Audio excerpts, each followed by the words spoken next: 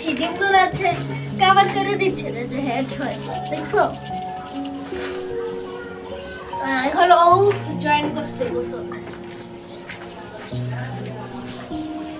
ডিমগুলোকে ভালো মতো রাখছি যাতে না ফাটে, গোসল করে শুরু হয়ে গেছে।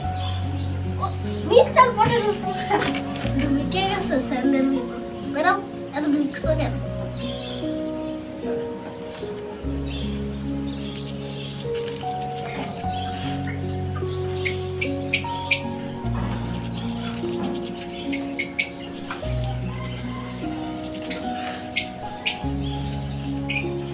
সব পালায় দিচ্ছে।